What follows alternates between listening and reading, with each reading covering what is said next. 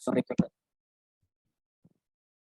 Jadi kita tuh bakal bahas tentang permasalahan penghasilan dan gaya hidup. Nah, kalau menurut gua, penghasilan dan gaya hidup itu sebenarnya saling berhubungan. Kenapa berhubungan? Karena kan kalau seandainya gaji yang didapat itu atau penghasilan yang didapat itu besar, pasti keinginan sama kebutuhan yang seseorang atau individu mau beli itu pasti bakal bertambah. Tapi sebaliknya kalau misalkan penghasilan atau gajinya itu kecil, pasti si individu ini tuh mikir-mikir buat beli kebutuhan hidup. Pasti mereka atau individu ini bakal belinya tuh sedikit kalau menurut gua. Kalau menurut kalian ada argumen lain gak ya?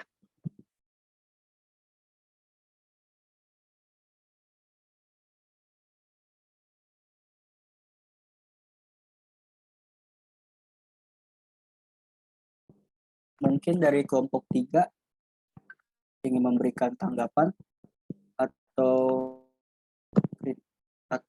pertentangan.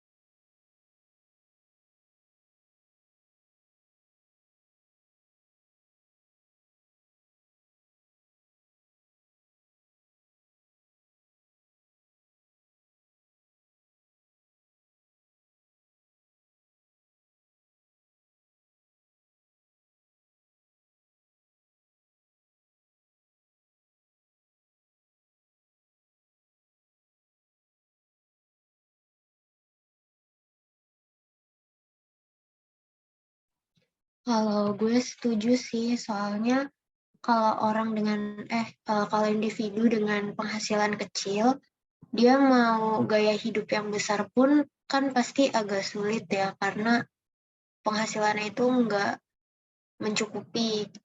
Jadi gue setuju kalau penghasilan itu berpengaruh sama gaya hidup. Mau nambahin juga,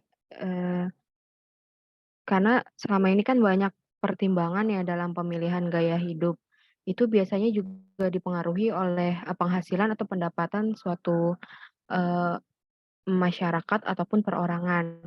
Jadi penghasilan atau pendapatan itu merupakan tambahan kemampuan ekonomis yang bisa diterima atau diperoleh dan digunakan untuk konsumsi dan menambah kekayaan. Jadi untuk penghasilan ini mungkin bisa diperoleh dari pekerjaan atau berdagang. Nah, biasanya tuh semakin banyak penghasilan suatu masyarakat, maka semakin juga banyak pengeluarannya. Jadi mungkin untuk gaya hidupnya juga berkesinambungan untuk di pengeluarannya. Jadi biasanya orang yang pengeluarannya banyak pasti juga diikuti dengan penghasilannya yang banyak. Karena itu disebabkan keinginan manusia yang tidak pernah terbatas.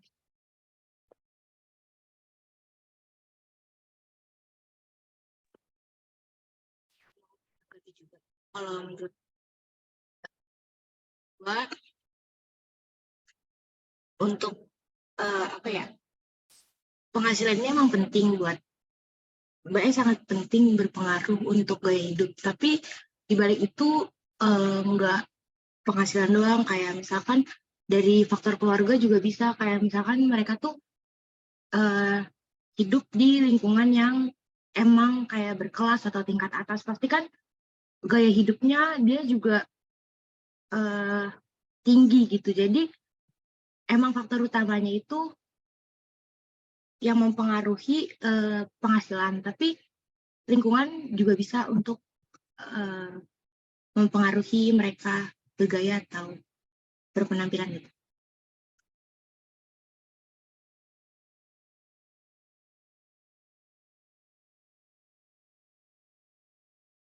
Berarti menurut Saskia itu gaya hidup itu dipengaruhi dua hal dong ya, pendapatan sama lingkungan. Iya, jadi nggak cuman satu aja gitu. Jadi ada faktor lain juga.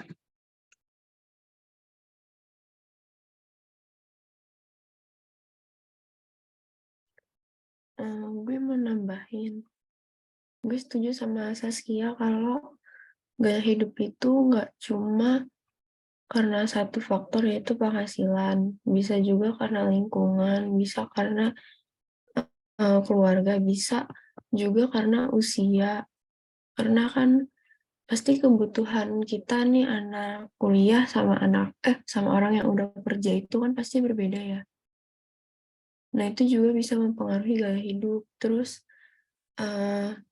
faktor lingkungan tempat dia tinggal, kayak pasti orang yang tinggal di pegunungan sama di pesisir gitu, atau yang tinggal di kompleks yang tinggal di ibu kota sama yang tinggal di daerah di luar ibu kota pasti berbeda gitu pengeluarannya. Terus itu juga mempengaruhi gaya hidup mereka gitu.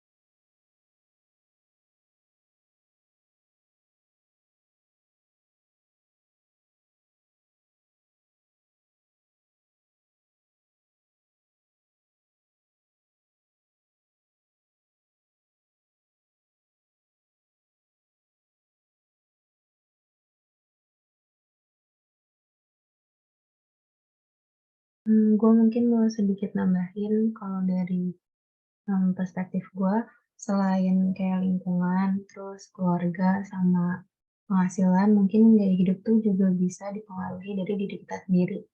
Kayak misalkan sikap kita atau kayak motif yang kita inginkan gitu dari suatu gaya hidup yang mewah gitu.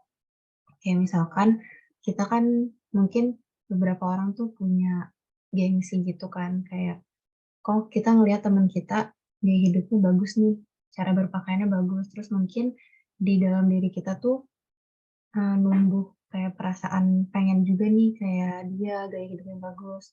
Nah nanti dari sana mungkin kayak kita ngelakuin satu cara biar gaya hidup kita tuh juga bisa bagus gitu.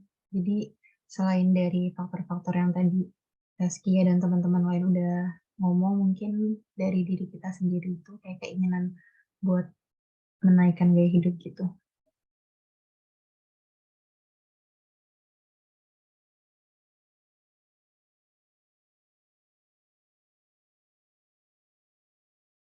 Kira-kira kalau dari yang lain ada yang mau ditambahin lagi atau kira-kira ada yang nggak setuju sama pendapat dari kita-kita itu?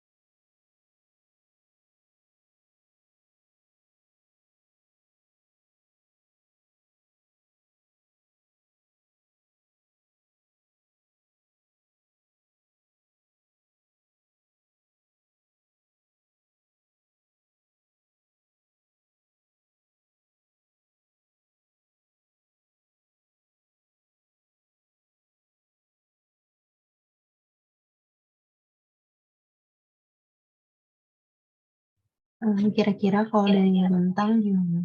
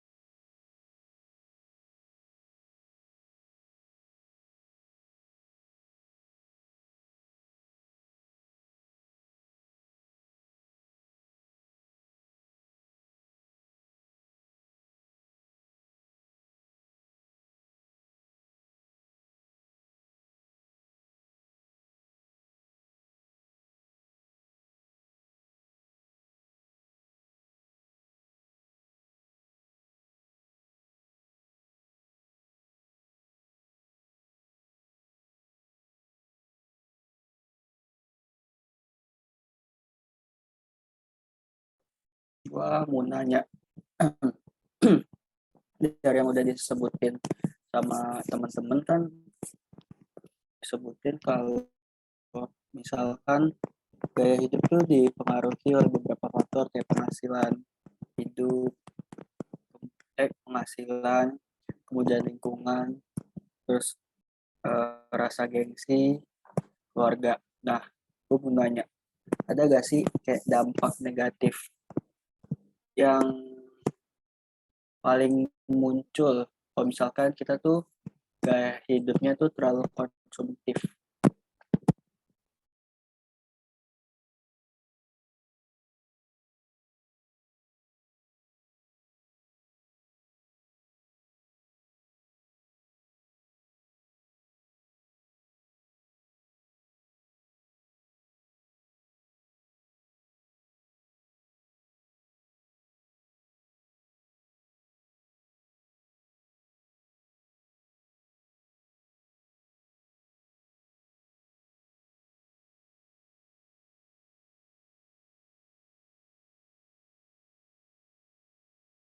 Gue izin nyampein pendapat.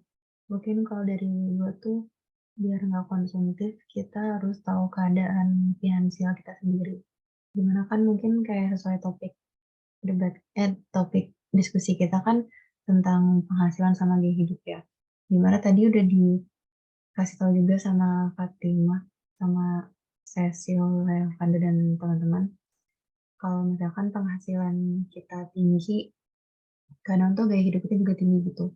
Jadi mungkin kalau misalkan penghasilan kita rendah, kita nggak bisa nih punya gaya hidup tuh yang terlalu tinggi. Jadi untuk nggak konsumtif tuh kita harus punya kesadaran diri tentang kondisi finansial kita gimana. Terus mungkin bikin kayak list prioritas gitu. Kayak misalkan apa yang dibutuhkan sama apa yang diinginkan, itu kalau yang dibutuhkan tuh harus lebih diprioritasin daripada keinginan kita gitu.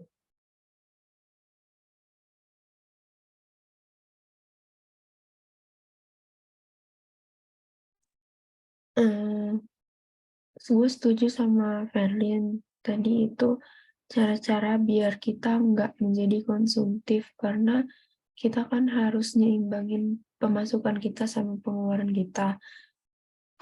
Kalau nggak kayak gitu dan kita berlaku konsumtif, mungkin dampak yang akan muncul tuh kita akan boros, terus kita juga jadinya membeli barang-barang yang kita nggak terlalu butuhin dan nggak terlalu penting. Terus bisa aja kita jadi bingung apa yang kita butuhin dan apa yang kita inginkan. Karena kita harus memprioritaskan apa yang kita yang kita butuhi dulu, baru apa yang kita inginkan. Terus, pasti kalau misalnya itu terjadi dan kita terlalu boros, kita bisa aja bakal nggak bisa menabung untuk dana darurat. Jadi kita nggak punya simpenan kalau misalnya terjadi sesuatu hal yang darurat. Ya, itu sih menurut gue.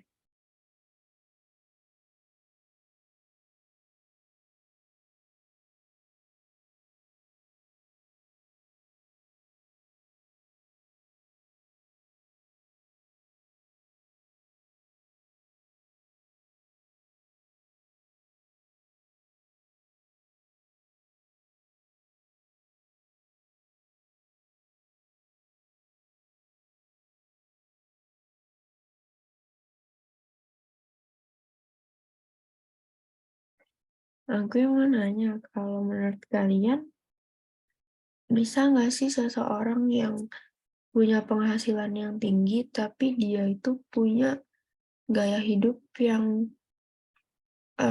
sederhana dan hemat gitu? Atau mungkin kebalikannya, orang yang punya penghasilannya rendah, tapi dia gaya hidupnya tinggi gitu. Menurut kalian bisa apa enggak?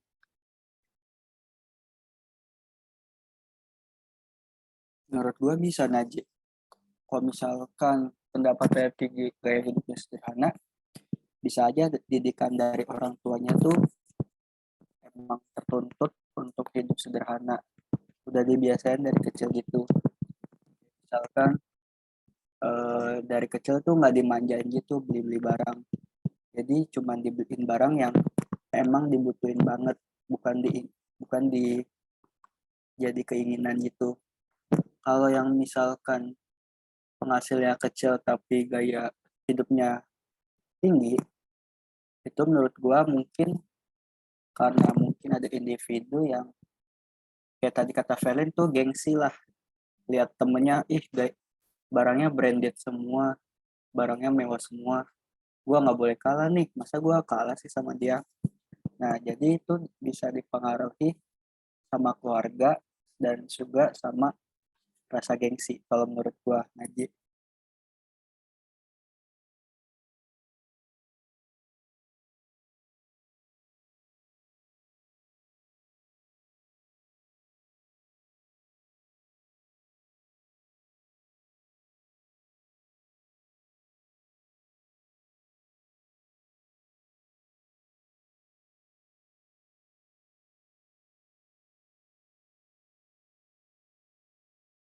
Oke, Fando, makasih ya.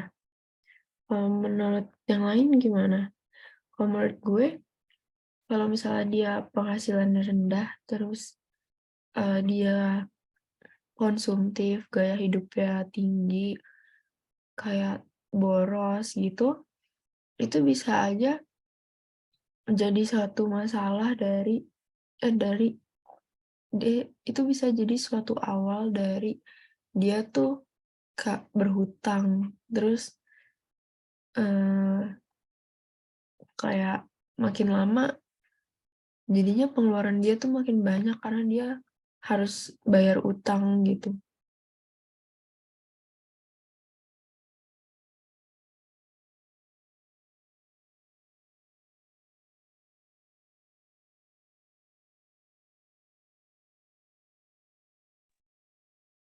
Gue mau coba jawab, mau izin nambahin, gue setuju sama Najib, tapi kalau menurut gue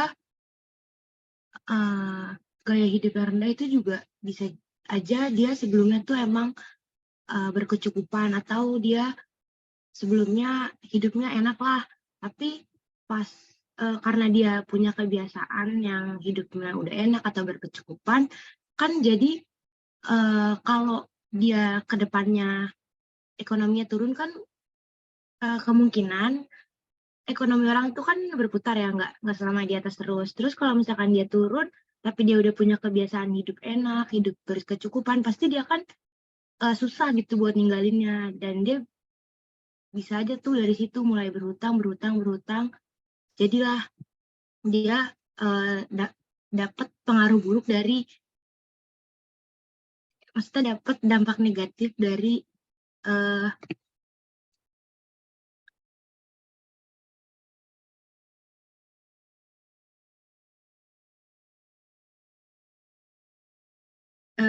dampak negatif dari gaya hidup. Itu sih kalau menurut gue.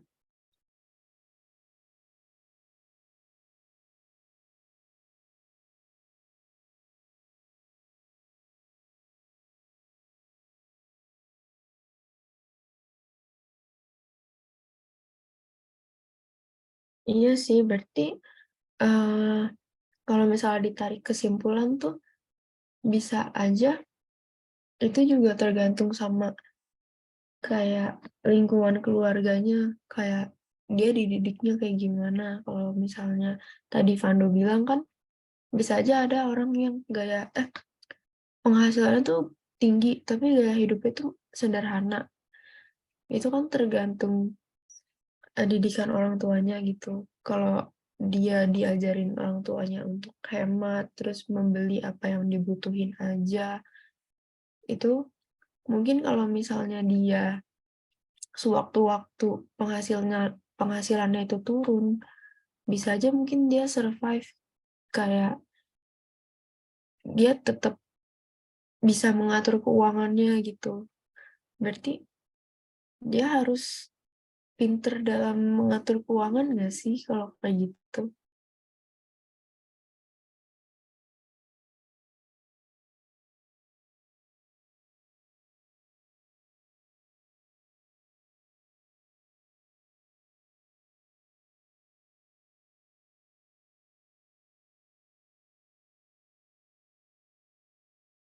Menurut gua emang ngatur keuangan itu penting aja, sama prioritasin kebutuhan yang harus banget kita butuhin. Soalnya kalau enggak kan kita tuh kalau kalau paling jeleknya itu kalau nggak ada uang paling ngutang kan. Jadi harus banget kayak ngatur keuangan. Tapi gue mau nanya, enggak, gue kepikiran kalau yang kayak kata lu Najib, kayak harus prioritasin kebutuhan. Tapi menurut gue itu kayak apa ya?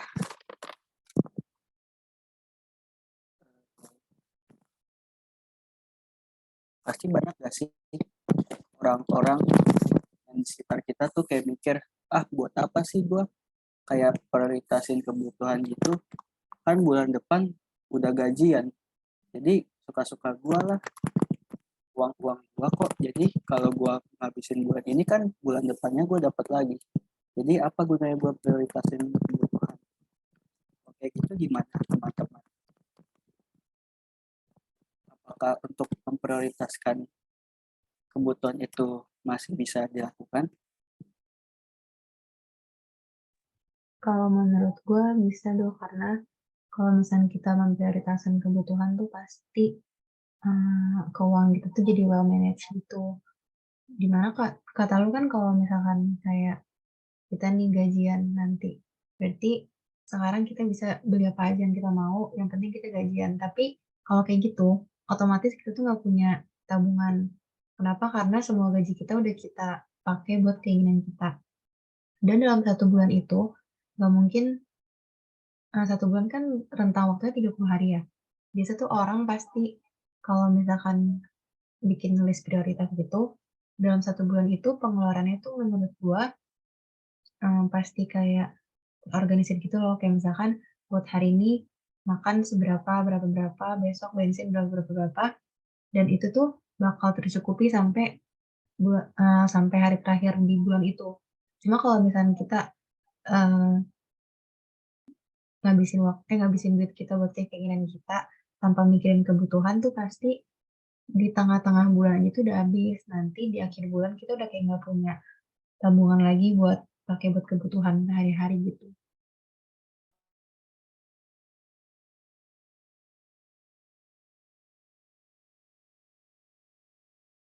Gue mau nambahin, gue setuju sama Verlin, soalnya emang kita harus cara memprioritaskannya tuh kayak gitu. Terus kalau misalnya kita punya udah manage nih uang kita, misalnya kita sebulan tuh 300, terus kita punya tabungan 300 gitu dalam 1 bulan. Nah, kalau 300 kita nanti udah habis, 300 buat expense kita udah habis, terus kita mikir kayak yang tadi Vando, kayak toh bulan depan gue dapet lagi kok. Dan kita make uang tabungan kita buat beli sesuatu. Misalnya kita beli sesuatu yang nominalnya itu 100.000. Nanti bulan depan pas ada uang nganggur, kayak ternyata expense kita ternyata cuma 200 nih bulan depan, yang harusnya 300, dia tuh malah mikir kayak, loh ini ada uang lebih, bisa dipakai nih buat belanja yang lain gitu. Padahal itu uang dia bulan kemarin yang dia beliin sesuatu duluan. Jadi kalau misalnya itu terus terjadi, lama-lama uangnya tuh bakal berkurang terus tabungannya. Jadinya lama-lama uang tabungan dia berkurang dan bisa aja habis. Jadi dia salah dalam memanage uangnya. Kalau kayak gitu menurut gue.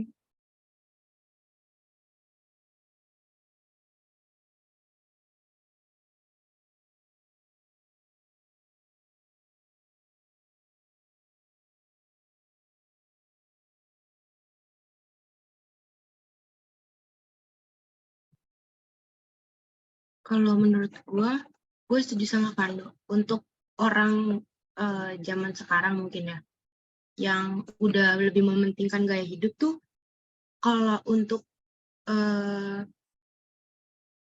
mementingkan kebutuhan yang penting gitu, yang jadi utama, itu kayaknya emang agak susah sih ya kalau buat ngatur duitnya pakai itu. Kayak, karena mereka lebih mementingkan kayak kepuasan diri daripada yang bener-bener penting. Jadi yang penting dia lakuin, tapi dia nggak mikirin yang lain-lain, kayak misalkan uang darurat gitu-gitu, mungkin kadang kan nggak kepikiran. Jadi orang zaman sekarang kan khususnya yang umurnya masih kayak tanggung gitu lah, kayak kerja tanggung yang belum matang banget dan nggak kepikiran jauh untuk ke depannya, itu mungkin nggak jauh-jauh gitu loh, kayak untuk tabungan, untuk biaya hidup ke depan itu dia kayak dikesampingkan. Nah, kira-kira ada lagi nggak sih caranya selain memanage uang dengan apa sih, mementingkan kebutuhan yang penting, terus mengatur tabungan gitu-gitu, kalau buat mengurangi kalau buat mengurangi dampak negatif dari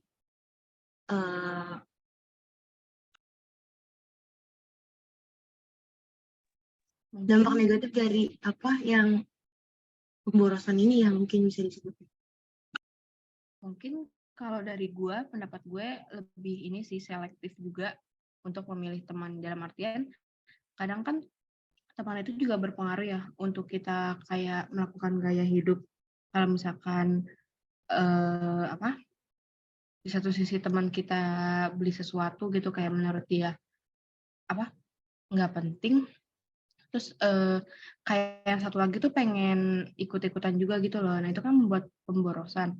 Mungkin di satu sisi lebih selektif juga, terus lebih bisa tahan diri gitu loh, kayak memikirkan 2 kali untuk membeli sesuatu yang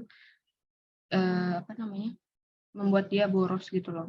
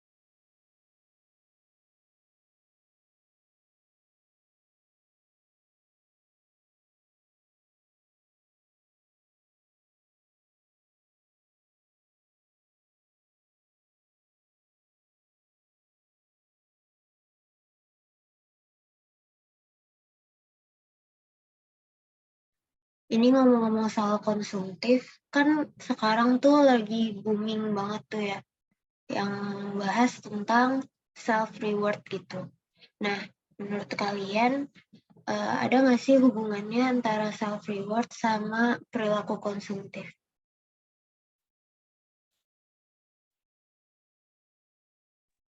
Menurut gue ada. Kayak kadang kan orang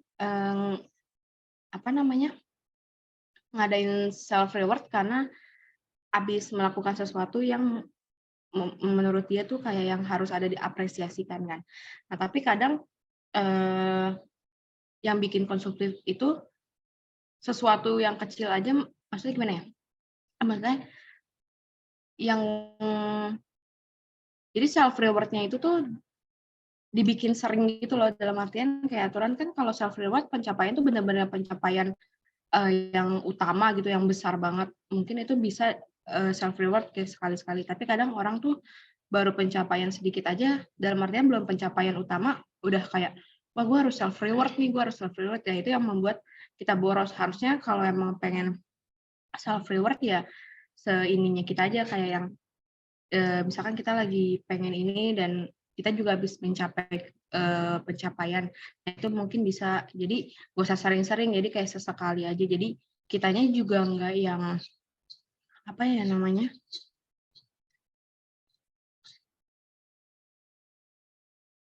nggak yang gimana ya, jadi kayak biar ada kepuasan juga kan kalau self reward itu, jadi sesekali aja, jadi biar di situ juga kita mengurangi pengeluaran kita. Itu sih mungkin kalau dari yang Gue setuju sama Fatimah. Kalau misalnya self reward tuh nggak harus sering, terus bisa aja nggak nggak terlalu sering, dan menurut gue harus di-budgeting juga self reward itu.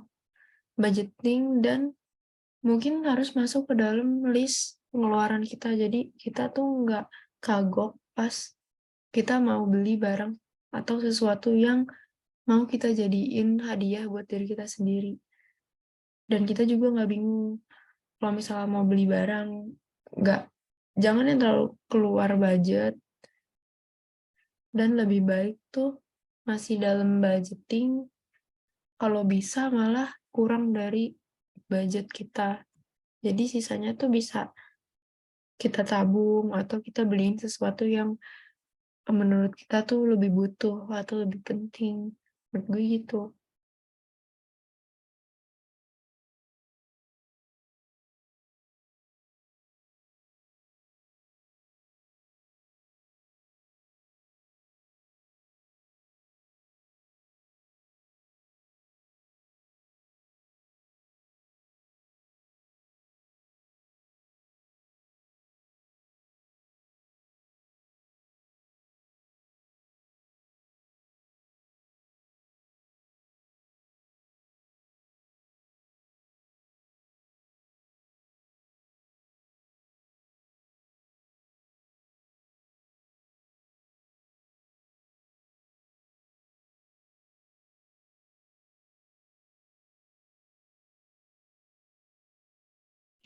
Nah, terus dari pendapatnya Fatimah sama Najmah tadi, menurut yang lain, perlu nggak sih kita tuh ngelakuin self reward gitu?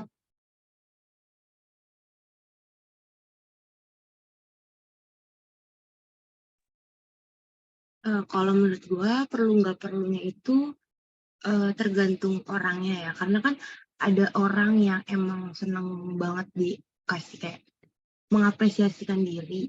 Terus ada juga yang biasa aja gitu kayak walaupun dia pencapaiannya tinggi tapi kayak ya udahlah gitu kan, kayak bangga tapi nggak nggak terlalu suka gitu buat self reward. Tapi kan eh kalau misalkan dibilang penting, ya beberapa orang ada yang bilang penting, kalau dibilang nggak penting juga nggak bisa dibilang gitu karena kan kita nggak bisa mukul rata semuanya. Terus eh sebenarnya kalau menurut gue self reward itu nggak apa-apa, tapi balik lagi kayak yang Najwa bilang, kita harus tahu budgeting. Nggak boleh lebih dari budget karena kalau kita lebih ataupun kita sering self reward itu kan jadinya pemborosan kan buat kita.